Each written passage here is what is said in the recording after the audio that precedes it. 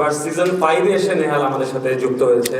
এই নেহালকে আমিও মিস করতাম। আমি আসলে আমার কোনো চরিত্রকে মেরে ফেলতে চাই না। আসলে ব্যাচেলার পয়েন্ট যারা রেগুলার দেখে, আমার কাছে মনে হয় তারা ব্যাচেলার পয়েন্টের সাথে অনেক বেশি ইমোশনালি কানেক্টেড। কারণ আমরা দেখতে পাই যে যখন একটা এপিসোড রিলিজ হয় ঠিক তার কয়েক ঘন্টার মধ্যেই অনেক মানুষ একসাথে দেখছে ব্যাচেলার পয়েন্ট। এটা প্রত্যেক চ্যাপ্টার, প্রত্যেক এপিসোড যখনই রিলিজ হয় তখনই আমি দেখি। এবং আমার কাছে মনে হয় যে ব্যাচেলার পয়েন্টের সাথে দর্শক যেভাবে ইমোশনালি কানেক্টেড, এটার প্রধান কারণ হচ্ছে আমরা যারা ব্যাচেলার পয়েন্ট বানাই, আমরা নিজেরা ব্যাচেলার পয়েন্টের সাথে ইমোশনালি কানেক্টেড এভরিওয়ান।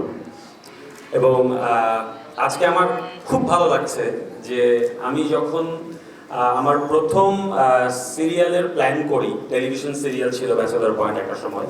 তো আমার লাইফের ফার্স্ট সিরিয়ালের সময় আমি যেই চরিত্রগুলো ভেবেছিলাম তার মধ্যে অন্যতম একটা চরিত্র ছিল নেহাল। যেই নেহাল ব্যাচেলার পয়েন্ট সিজন 1 এবং সিজন 2 দুইটা সিজনে আমাদের সাথে ছিল। তারপর সামহাউ নেহালকে আমরা হয়তো আমাদের সময় সুযোগ মতো পাইনি। এবার সিজন 5 এসে নেহাল আমাদের সাথে যুক্ত হয়েছে। আমি তৌসিফ ভাইকে অ্যাজ এ নেহাল হিসেবে যুক্ত হওয়ার জন্য বিশেষভাবে ধন্যবাদ জানাচ্ছি। এবং আমরা যারা কাজ করছি ব্যাচেলার পয়েন্টের সাথে বা দর্শক যারা আছে, আমি জানি সবাই নেহালকে প্রচুর মিস করতো।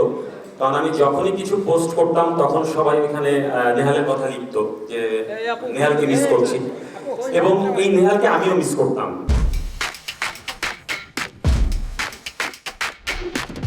মাঝের দুইটা সিজনে নেহাল না থাকার পরেও নেহালকে নিয়ে বিভিন্ন রকম সিকোয়েন্স হতো আমার।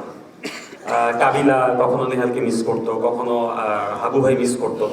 সো আমি আসলে আমার কোনো চরিত্রকে মেরে ফেলতে চাই না। আমি চাই আমার চরিত্রগুলো আমার মাঝে থাকুক। আর একসাথে কাজ করতে গেলে অনেক ধরনের প্রবলেম হতে পারে, অনেক ধরনের মনোমালিন্য হতে পারে। আমার সাথে নিশ্চয়ই তৌসিফ ভাইয়ের কখনো ঝগড়া হয় নাই। সো তারপরেও কোনো প্রফেশনাল কারণে হয়তো আমাদের কাজ করা হয়ে ওঠেনি মাঝে বেশ কিছু সময়। বাট সিজন 5 দিয়ে আমাদের যাত্রা আবার শুরু হলো। আমার কাছে মনে হয় যে সামনে আমরা একসাথে আরো অনেক দূর যাব।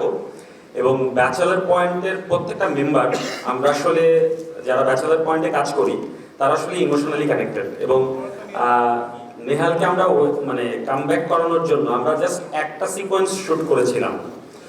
সো একটা সিকোয়েন্স শুট করার পর ওই সিকোয়েন্সটা যখন আমরা এডিটিং টেবিলে দেখি, আমাদের বুঝবাম হচ্ছিল, মনে হচ্ছিল যে কিভাবে আসলো এটা। আমার স্পেশালি এডিটিং টেবিলে হঠাৎ করে নেহালকে দেখে আমি খুবই ইমোশনাল হয়ে যাই। সো আমার কাছে মনে হয় যে যারা নেহালকে মিস করেছে এতদিন, দুইটা সিজন, অলমোস্ট প্রায় 4 বছর, তারাও ইমোশনাল হয়ে যাবে নেহালের কামব্যাক দেখলে। সো আমাদের নেক্সট চ্যাপ্টার 4-এ বঙ্গতে একসাথে 8 পর্ব দেখতে পাবে দর্শক। এবং চ্যাপ্টার 4-এ নেহাল ইন করছে আপনাদের সবার প্রিয় ব্যাচেলার পয়েন্টে। সো সবাই ব্যাচেলার পয়েন্টের সাথে থাকবেন। এবং নেহাল কিভাবে আসলো সেটা দেখতে হলে আসলে চ্যাপ্টার 4 দেখতে হবে।